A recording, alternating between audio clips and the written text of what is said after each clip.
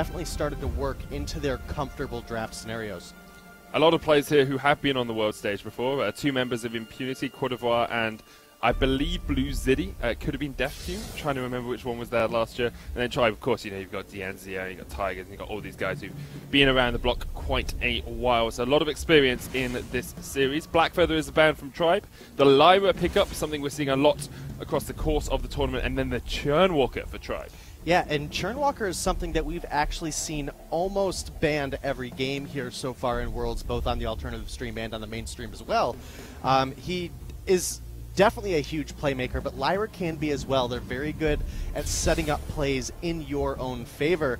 But Tribe, they're going to go ahead and take away the Baron here, and that's something that it has been a while since we've seen like a hugely successful Baron, but it's definitely still possible. It's something we see quite a bit in EU at times.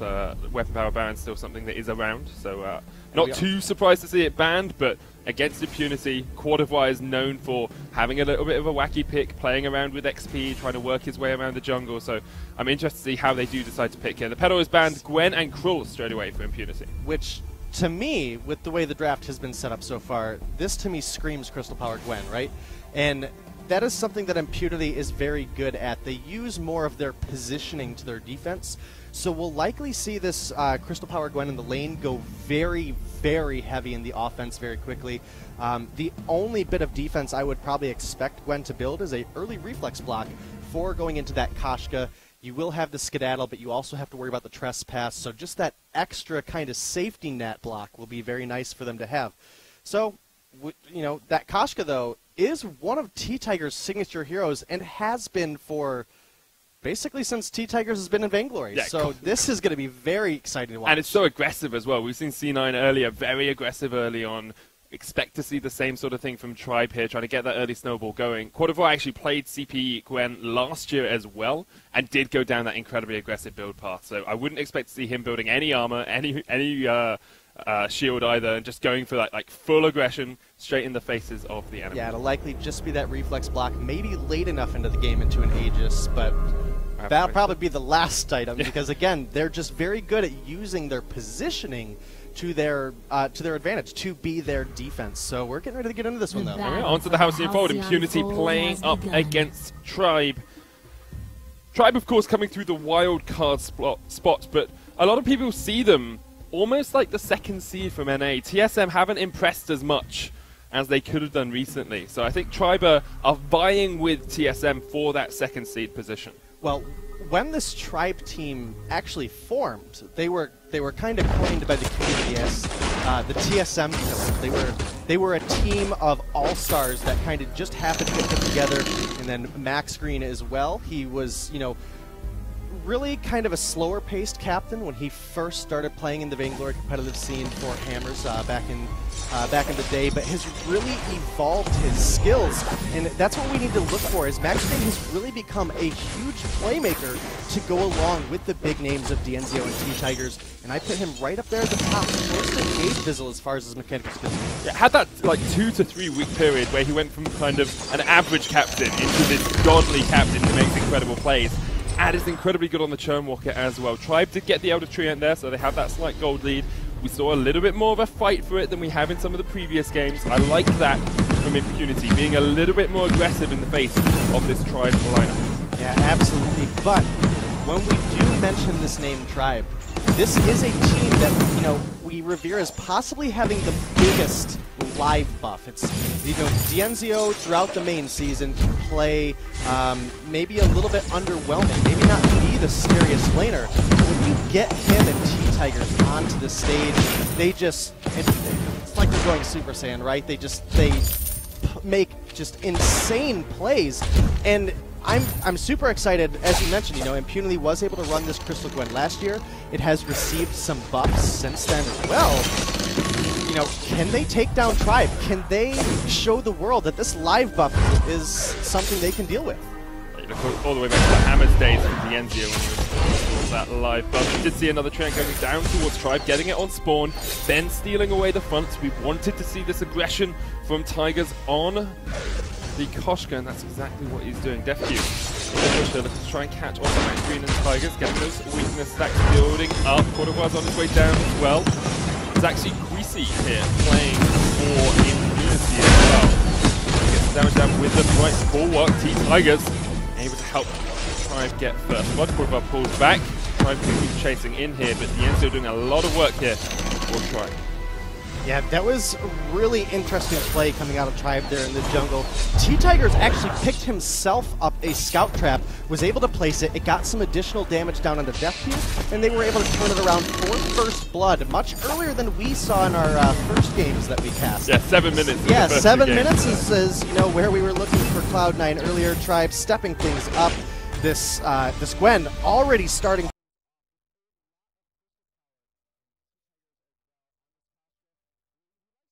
He builds into the Aftershock first, makes a lot of sense. You want that additional cooldown and that burst for Koshka, and then usually goes into some very heavy crystal power after that. It really uses Koshka's ratios to her advantage, keeps the aggression up, and can make it very difficult for this Krull to get late enough into the game to have a significant impact. And there's a great number that you can just look on your screen.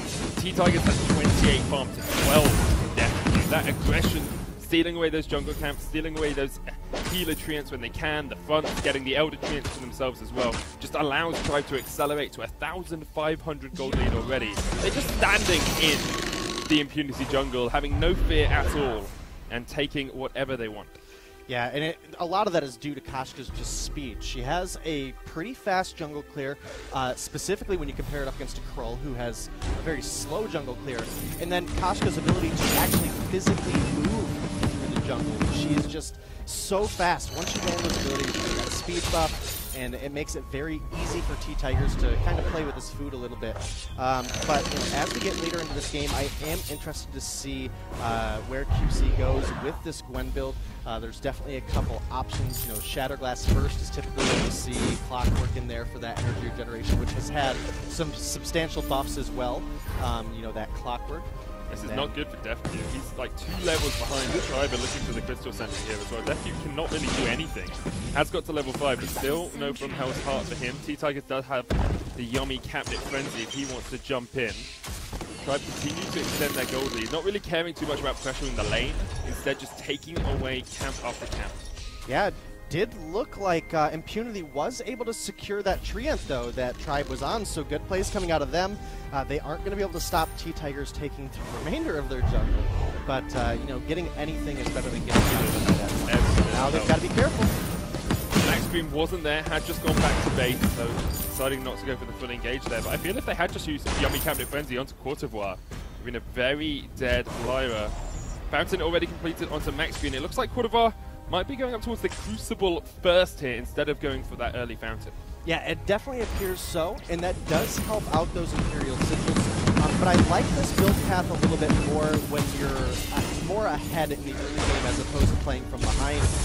T-Tigers, a little bit of aggression there. Not quite enough to take down Courtevoir, but you know, definitely making sure that he is a presence at all times, making sure that he's a threat. And we see now he's level 7. He's approaching the overdrive for his B, whereas Deathview not even at his ultimate yet, not even at that level 6 spike where Krull gets that stun. Still only on 17 farm as well to the 50 from T-Tigers. What a monumental advantage for Tribe. They played this jungle incredibly well, but start having to get these objectives. You can't just continually farm the enemy jungle, you have to get something off it, and they're looking for the first turret. Should be theirs. They get it 6 minutes 20 into the game. Tribe with the early aggression, and it's paying off. Yeah, and that was such a smart play from Tribe there. If you notice in that fight, T-Tigers was right on top of QC, but he wasn't attacking Gwen. He knew that they're far enough ahead that they didn't have the damage to actually threaten him, because, you know, Crystal Powered Gwen, despite being a little bit more buff, it's about 20% quicker that she comes online, doesn't yet have the damage to actually take him down, so they focused on that turret. They were able to take it down. The gold value of that turret is now down to 200 for the first turret per player instead of the 300, so it's not as big of a gold source, but it's definitely, against a Crystal Powered Gwen specifically, because last hitting in the early and mid game can be difficult, that is a huge advantage for Tribe now. That 600 gold is massive. Right, Bulwark will lock up T-Tigers. It is a weakness to the Lyra of the Koshka. You can get locked up pretty easily with that Bright Bulwark. We see Tigers has gone for an infusion here as well. Playing this mid-game incredibly aggressively, has the Aftershock, got Reflex block for a little bit of defense. looks like Max Green's going towards a Crucible of his own. Poison Shift finished on Dienzio as well, so first tier 3 item across the board. Deathdew has gone Tension Bow first on the Krull here as well. Different to what we saw in the Hunter's not Hunter's, Detonation Cracker game earlier, where it was more of a breaking point Krull build. Yeah, it is a little bit more of upfront damage, but it does not give you that heavy, sustainable damage that Krull is going to want as the game goes later. Holy! Oh my goodness! Holy! Tigers just shreds Tigers is going to have to run away. The ace is high, and the From Hell's Heart miss. From Hell's Heart will connect over Max Green, but Dienzio and T-Tigers are very willing to continue to step forward into this fight. There's still a turret there, and the Crystal Sentries come up to help as well, so Tribe will just remove that from the Halcyon for the time being. That's the second Crystal Sentry down. One life remains in Impunity. Running out of time in this game. Yeah, T-Tigers, what a great escape there. Dodges the aces high, dodges the From Hell's Heart. Then Max Green, again, we talked about just the plays that he makes, turns around, intercepts that sword coming back towards Dienzio. We're able to force the side of Impunity back. They don't take anything huge off of it, but they are doing something. They are instilling fear into Impunity with the aggression they've been able to upkeep.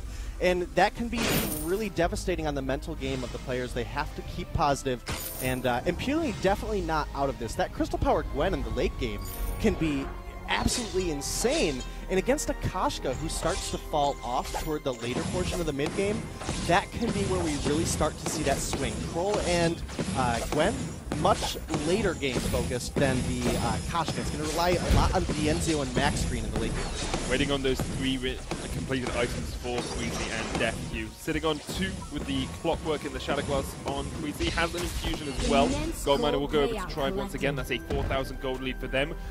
Edging towards half a decade. I forgot what 10 is. Like half, yeah, a decade, I guess. Edging towards 5.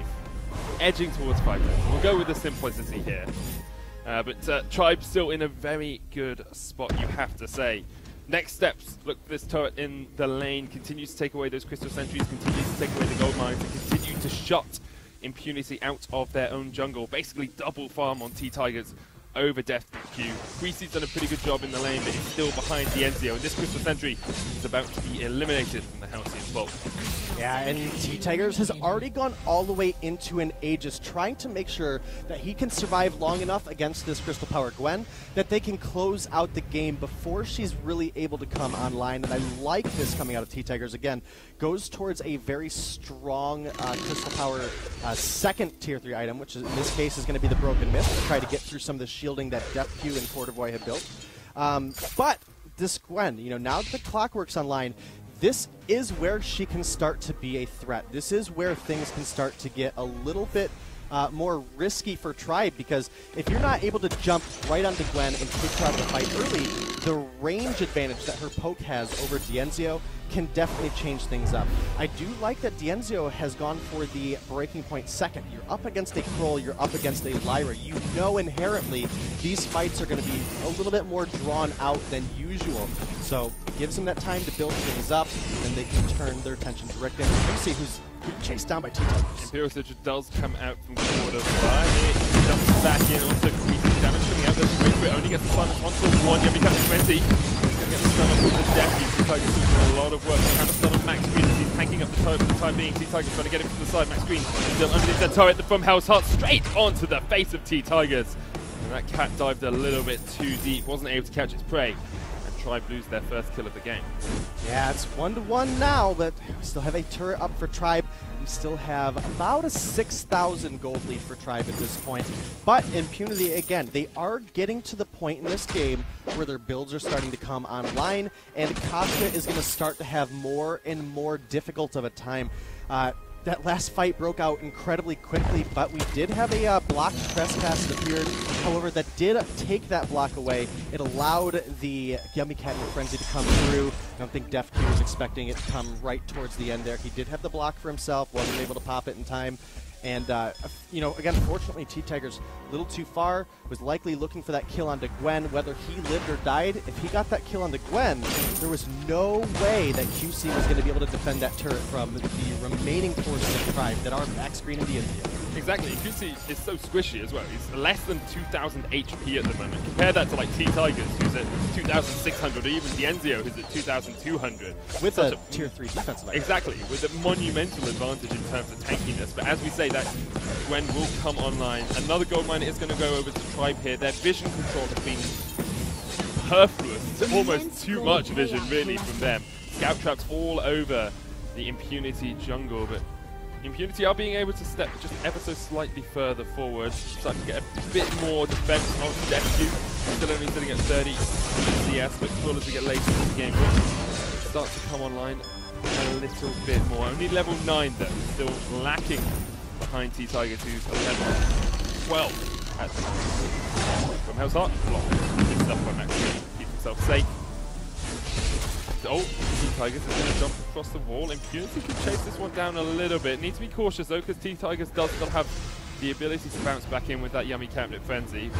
Tribe deciding they do not want to fight for the time being, and allowing Impunity to push up the lane.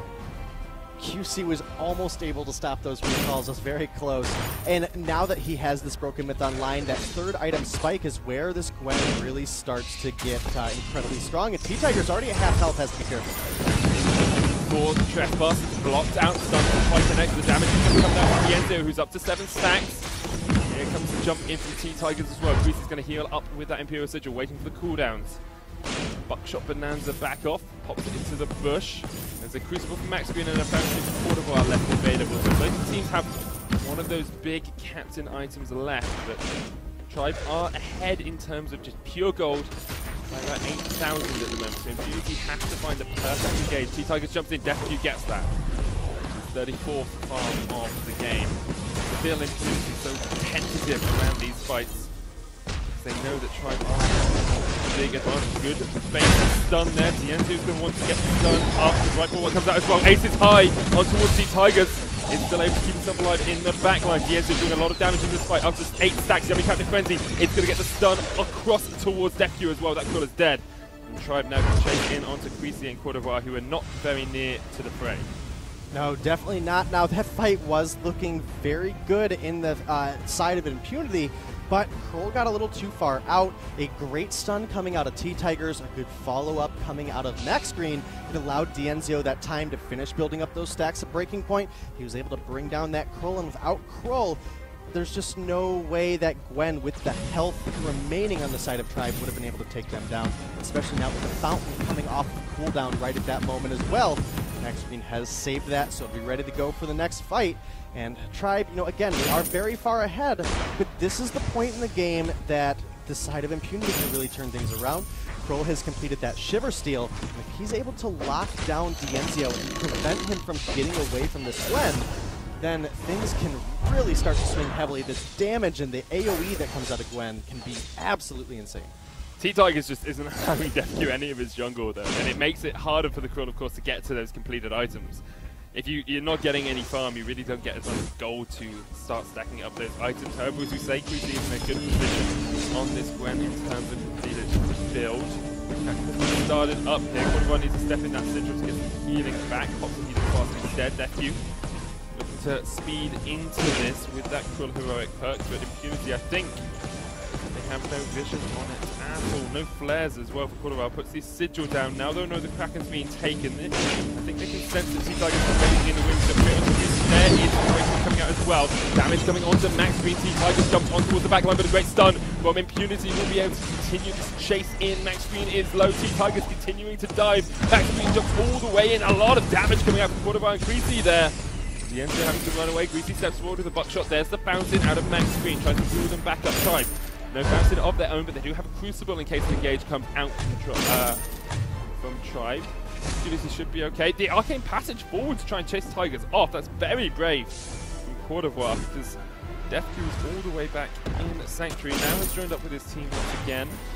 They're looking to try and deny some of this vision. Dienzio went to the wings. T-Tigers then takes a butt to the face. Ace is high, doesn't connect. Dienzio now onto Creasy. It's up to Cordovar to try and back him away, but the boom shot Bonanza's doing a lot of damage. Dienzio stacking up, will get the kill, and now it's alive of V2. She's going to go down as well. Max Green chasing Deku away, and that girl really does not have the damage to deal with 3 members of Tribe. They should be able to clean up this Ace at the end. They do. they'll get the Kraken off it as well, and they can push towards the base of Impunity. Tribe played that absolutely perfectly. When it comes into a 1v1 scenario between the Vox and the Gwen, if Vox is able to stay in range to keep getting those attacks down onto this Gwen, because he has gone so offensive on this Gwen build, doesn't have any armor, it allows Dienzio to build up those breaking point stacks incredibly quickly. And as we saw in the fight previous, the From Hell's Heart was able to create distance for QC here, and that's what allowed them to get out safely, and in fact even turn the fight around a little bit.